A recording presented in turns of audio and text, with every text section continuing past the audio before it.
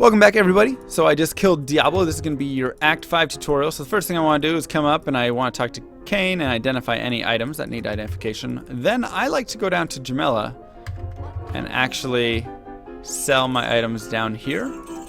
And the reason I like to do that is because potions are half the price in Act 4 compared to Act 5. And you might say, whoa, what? I never knew that. Yes, they are. That is correct, Drift. So, do that. Resurrect our guy. And travel to Haragoth. So, normally a TP opens, but I've already killed Diablo in this, so that's why I didn't. If you didn't revive your Merc at Tyrael, you can revive your Merc at Qualkek as well. So that's where you can also do a revival. But anyways, from there you just go on out, and this is going to be just your running act. You should already have level 20. If you do not have level 20, you need to go back to Act 2. Nice, Drift Nasty. Very nice. You need to go back to Act 2, Canyon of Magi. And that is where you're going to get your... actually, I want to do something really quick before I do this. Okay. So, I want to show you really quickly potions in Act 5. 900 gold. They cost 450 gold. And 450 for this. So it's 225 for a health potion and 450 gold for a mana potion in Act 4. Now, I want you to note... Hey, Shaco. I want you to note what happens... Oh, when he kills my Merc, apparently, right? So now, if I go back... and I talk with Mala... potions are now 450 and 225. So that's when you complete the first quest, which is the socket quest, you will go ahead and get the additional, or all of the prices of Act 4. So on certain characters, such as a sorceress, I like to go and actually kill Shank, because then I don't, when I come back for potions later, I just run right to Mala. Otherwise, I have to run down, go here, go to Act 4, run, get potions from Jamila, come back, unless I'm loaded on gold. So that's kind of something that's good to note. And then, of course, like I said before, if you're not level 20, I like to get to this point, then go to the Canyon of the Magi, and kind of run around in a circle, killing beetles or whatever I can, because that's where you actually get good experience, the way leveling works in this game. Flare Jungle and Canyon of the Magi are probably your two best places to level. Anything in Act 4 and Act 5 just doesn't give much experience at all, especially Act 5, because the monster levels are just too high. Monster levels are too high above yours. So what I like to do at this point is I like to go on this straight up angle. And the reason is because I want to see if the little doors, or not doors, whatever you call those things, pathways, are facing top left or facing to the top right. Here you can see they're facing to the top left, which means I need to go to the top left. So I instantly know, and if I'm a running character, I'll come up to this corner.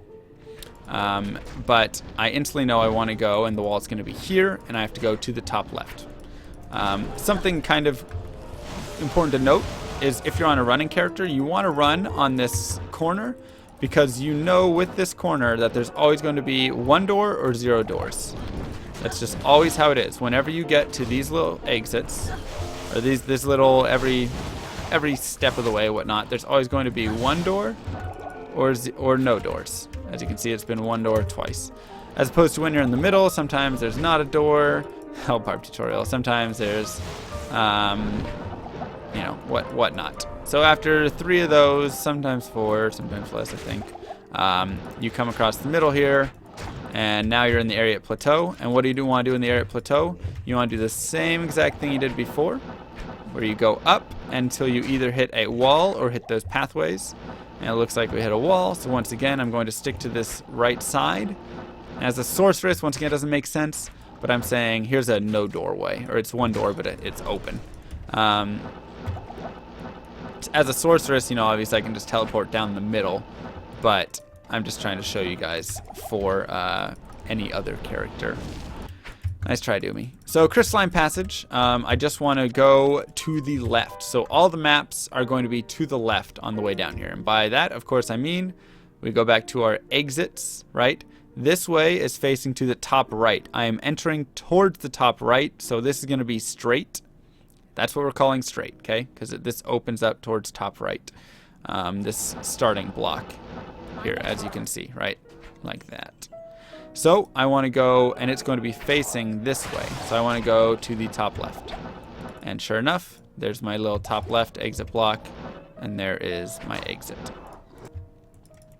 I did miss all the evil urns. Once again, same thing. So this time it's going to be in the top right. My exit's going to be this way because I'm entering this way. So I'm just going to keep going until this curves off that way. And sure enough, there it is, right? And it's not, once again, it's not always going to be perfectly like that. Sometimes it could go down, up, and then over. And it could be like right here, up that way. But that's just how you have to think about it. Frozen Tundra, once again, this is just going to be straight across. So if I'm any character other than the sorceress, I just want to go to these walls because these walls have no door or one door. If I'm a sorceress, well, I don't care. I'm just going to go straight across because I'm a sorceress, and that's what I do. You can actually teleport too far sometimes. I want to see if I can get the glitch. Will it not let me? Sometimes you can teleport off the map here. Doesn't look like it's going to let me. Unfortunate. Anyways, I'll go to the ancients. Yeah, swords can just heal though. And once again, we are going to be looking towards that left. And this is a good example, right? You say, well, there isn't a top left. Well, we'll go around, and then we'll go up. Okay, that's not going to take us there. Okay, so it looks like it's not going to show in that direction, and this is actually going to be a what you call 3 rights make a left map. So we should find it right over, down. Some of these maps get a little tricky. There you go. So once again, we are entering to the top right, so it has to be facing to the top left.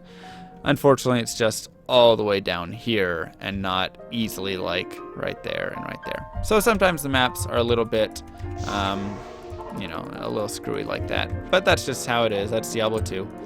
You just kind of have to hope that you get good maps. Necro run will be soon, yes.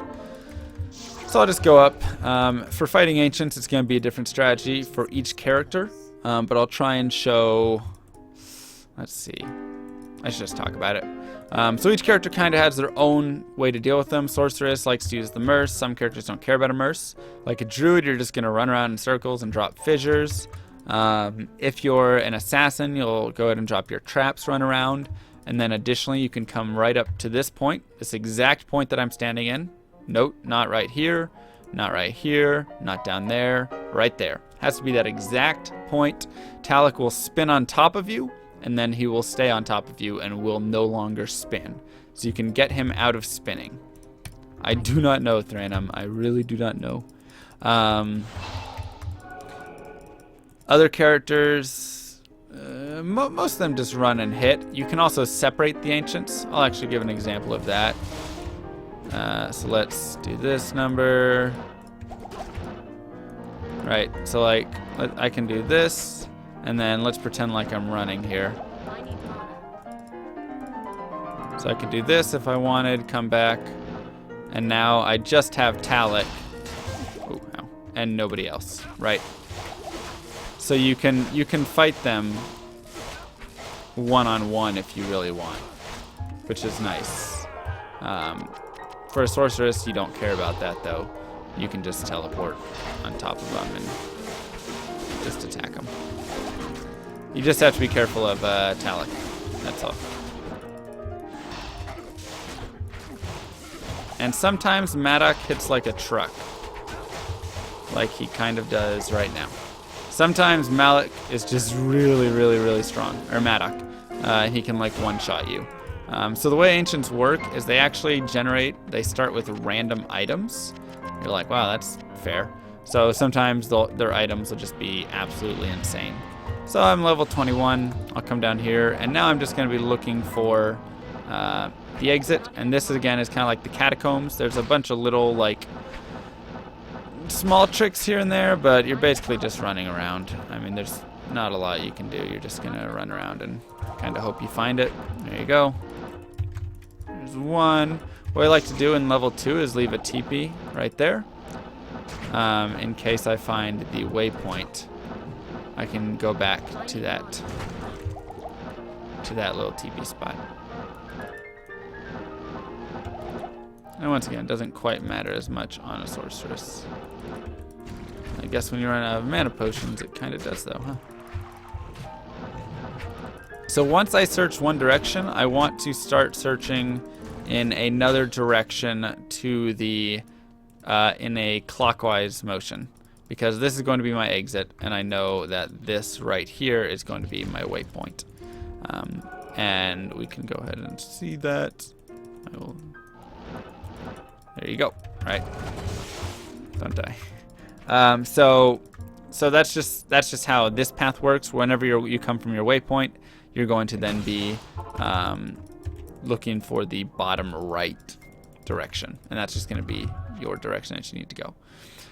So I am very low on money, so I'll go ahead and sell some junk. And this is just what you have to do sometimes. Just sell some stuff and play a little down on the money. It happens. So that's fine. Oops. Let's do that. Yeah, playing in windowed mode can help. That is for sure. So then I'm down to level 3, and you just have to be careful in level 3 because you have Death Lords down here. And if you get caught in a pack of Death Lords, you can very easily die. Not enough mana.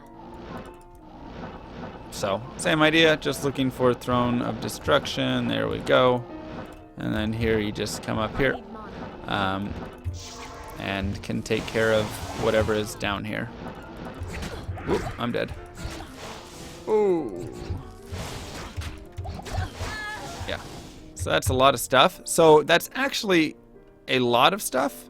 So what I'm going to do, instead of killing all of that,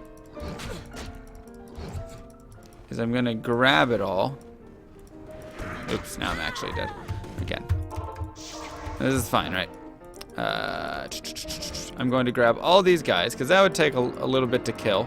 So whenever I have like 8, 9, 10 Death Lords, whatever it is, I like to grab as many of them as possible. There's also more out here, and I'm going to need to clear this section out as well.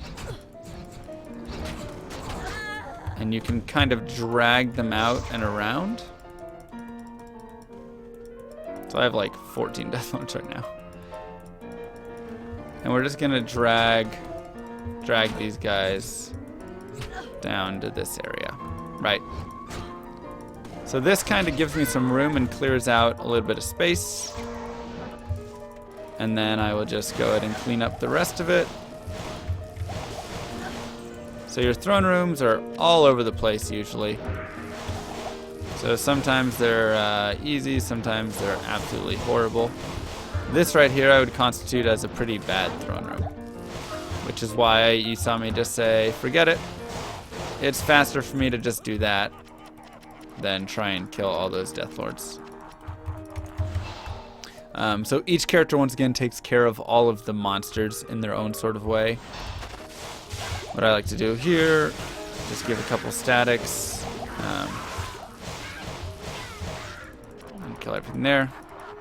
Yeah, I cut my hair a couple weeks ago. Oh yeah, that's right. Some of you guys would be like, whoa, what's the hair difference?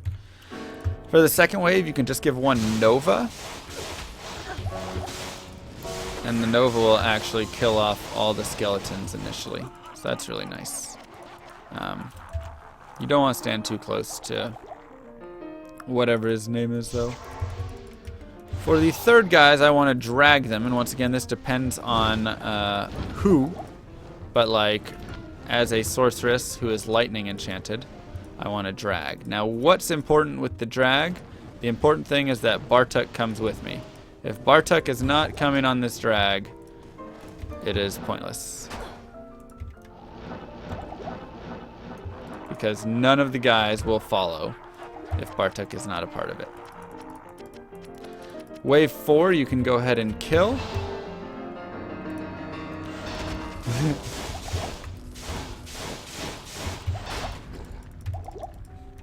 If you don't die to it, of course.